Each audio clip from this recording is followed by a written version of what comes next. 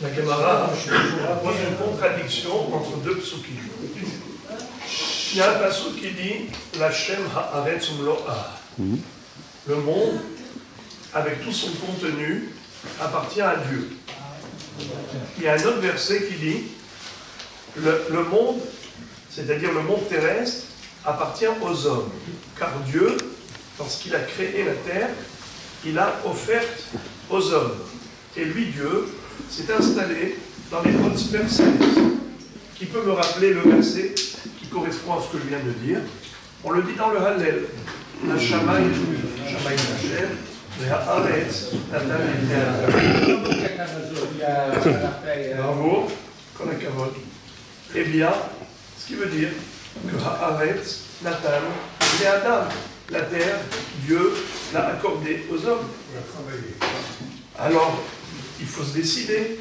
L'Hashem Haaretz Umlo'ah, est-ce que la terre appartient à Dieu ou bien Haaretz Natan E'Adam, la terre appartient aux hommes? La Gemara répond la Kashia. Ce n'est pas contradictoire. Ha Kodem Bracha, Ha Le'achar Bracha. Ce verset s'applique à la situation avant la bénédiction et l'autre verset après la bénédiction. Rashi explique avant la bracha, à qui appartient le monde? Eh bien à Hachem.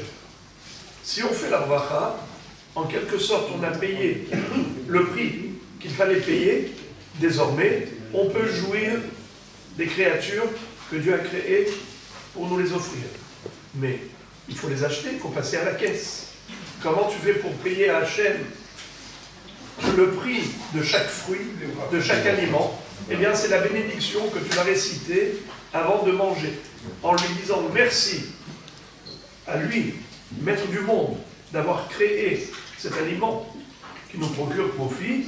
Eh bien, tu as payé le prix, désormais, tu peux en jouir. Sinon, la Gemara dit, celui qui mange sans bracha, c'est un voleur. Il a volé qui? Il a volé Dieu, il a volé le peuple juif.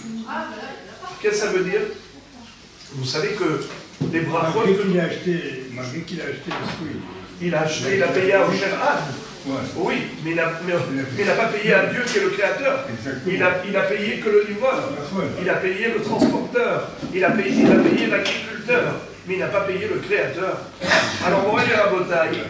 Figurez-vous que cet homme est un voleur, pas seulement parce qu'il a volé la bracha qui revient à Dieu, lui rendre cette couronne, mais en plus, c'est que quand on récite une bracha, on déclenche la bracha. Le flux divin se déverse pour offrir de l'abondance à ces créatures à partir du moment où, en effet, on a créé la connexion entre ce monde et l'autre. Sinon, Chazé Shalom, il peut y avoir des problèmes qui font que ça ne passe pas. On est hors connexion. La bracha, c'est la connexion où on se branche sur le réseau divin pour ensuite mériter l'abondance de brachot à profusion. Mais je voudrais partager avec vous une réflexion personnelle pour apporter à cette Gemara un éclairage un peu différent de celui de Rashi. Rashi a dit que avant la bracha, le monde appartient à Dieu. Après la bracha, le monde appartient aux hommes. Dieu l'a offert aux hommes. J'ai envie d'expliquer un peu selon le Malbim. Écoutez ce que dit le Malbim. C'est l'un des grands commentateurs d'il y a 2 siècles qui a expliqué de manière lumineuse la Torah. Il a éclairé chaque pasuk. Il s'appelait Rabbi Meir Leivush. Lui, il dit que la raison pour laquelle Akadosh Baruch Hu a créé le monde, c'était pour faire résider sa Shekhinah sur terre. Or, les hommes qui ont malheureusement trahi le projet divin, puisque Adam Arishon a fauté en mangeant du fruit interdit. Ensuite, Caïn a tué Abel. 2e faute de l'humanité. 3e faute, c'est la Avodah Zara à l'époque de Enoch. 4e faute, c'est Dor HaMabul. 5e, c'est la génération de la tour de Babylone. 6e, c'est Sédom Vahamora. 7e, c'est la génération de Mitzrayim. Elle est où la fête? Mais par où on passe? Par où on passe?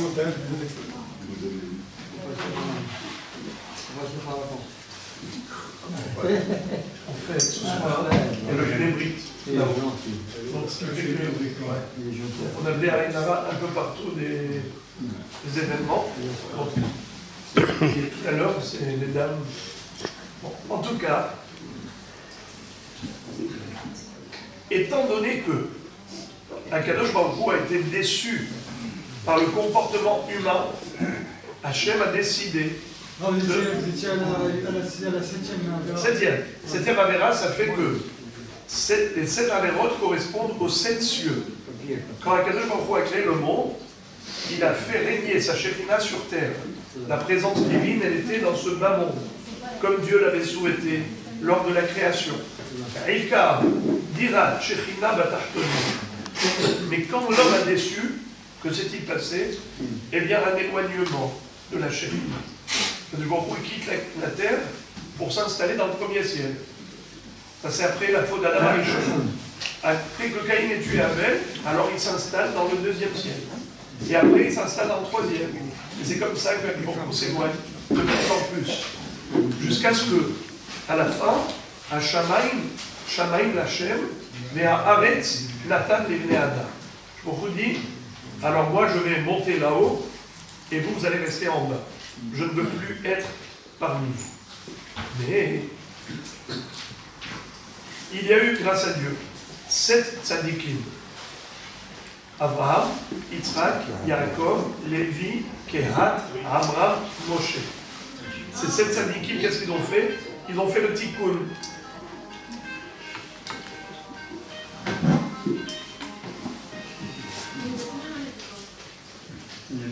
Comment on appelle un portable qui sonne à l'insu de son propriétaire? Insupportable.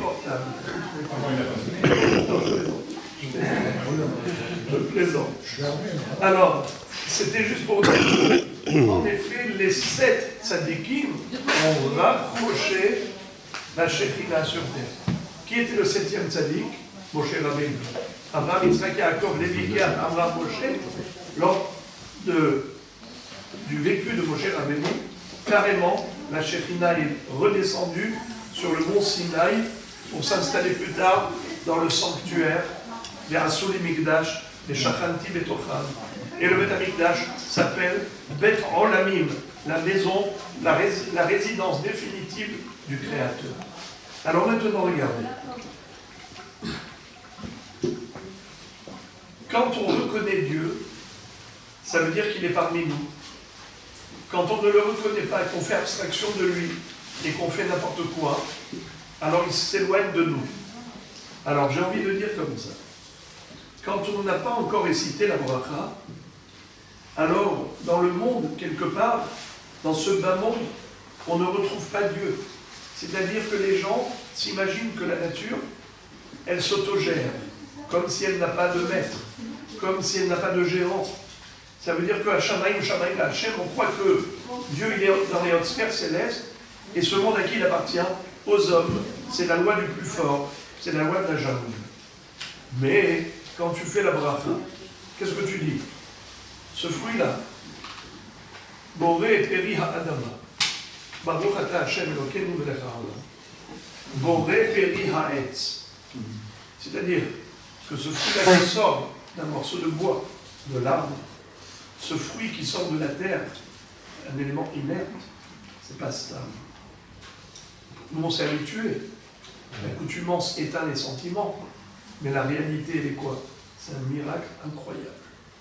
Baruch ata Hashem, Elokeinu melech ha'olam, Boré peri ha'etz, Boré peri ha'adama, she'akol niya bidvaro, Boré niya mezonot, hamotzi lachem ha'aretz.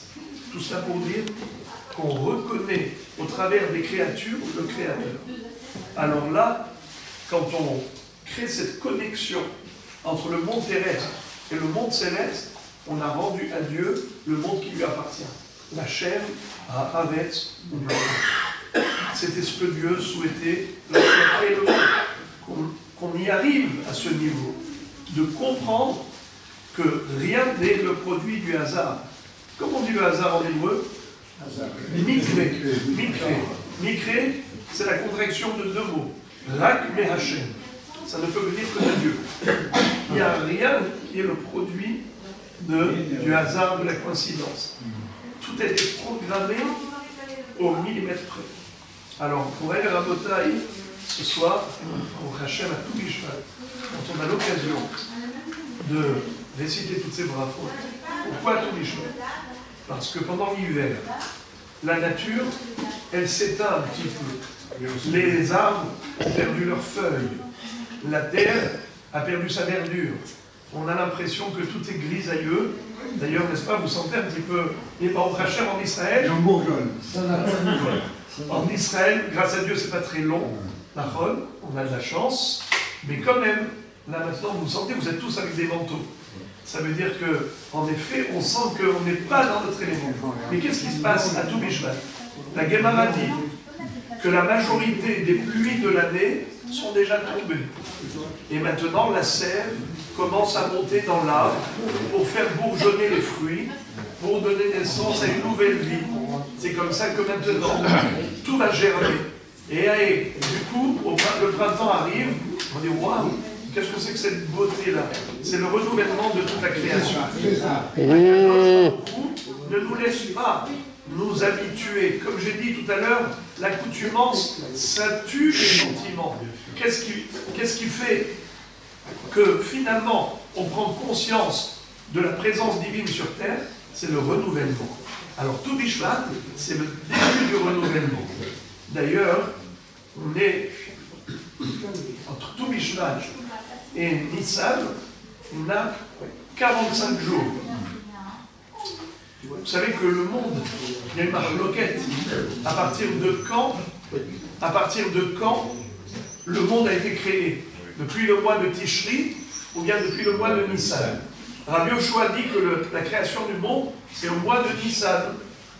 Et Rabbi Eliezer va dire, c'est Tishri.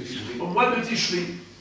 Et Tosfot explique qu'en réalité, il n'y a pas de marloquette. Elou va Elou, divrei Lokim Chaim. C'est au mois de Nissan que Dieu l'a créé, mais c'est au mois de Tishri qu'il avait pensé le créer. C'est-à-dire que la programmation s'est faite au mois de Tishri. C'est pour ça qu'à Rosh Hashanah, qu'est-ce qu'on dit? Hayom, Havat, Olam. Que veut dire Havat Olam? Le Herayon. Herayon, c'est la grossesse. La pensée par rapport à l'action, c'est la grossesse qui précède l'accouchement. L'accouchement, c'est la concrétisation, mais la grossesse, c'est la préparation. Toute action, elle est précédée d'une intention, d'une programmation.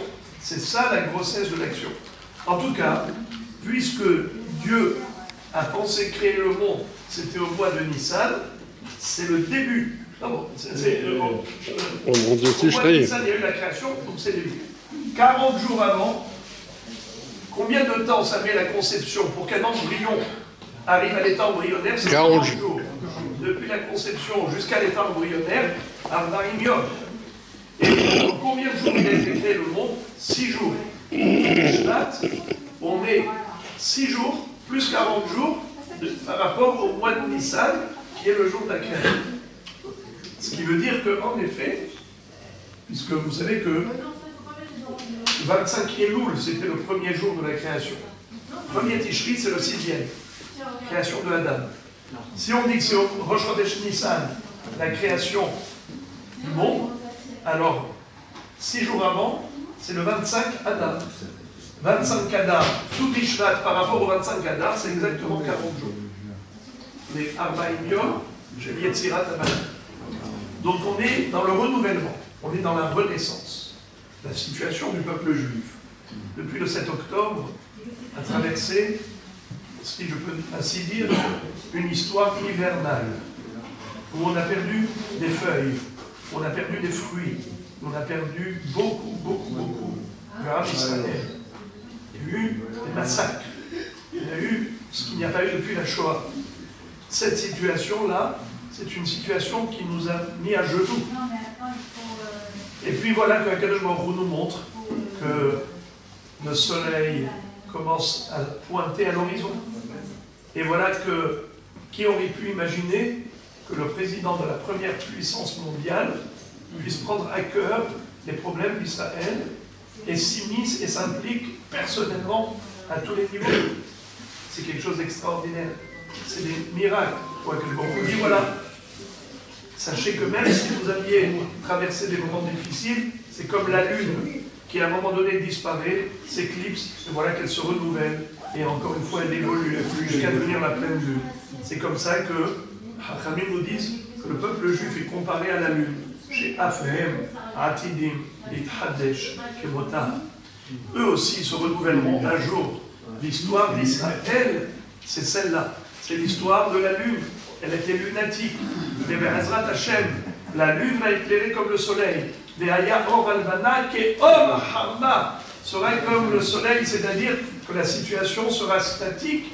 Il n'y aura plus de creux de la vague. Ce ne sera plus en dents de scie. Ce sera que Od Yoter Tov et Od Yoter Tov et Od Yoter Tov.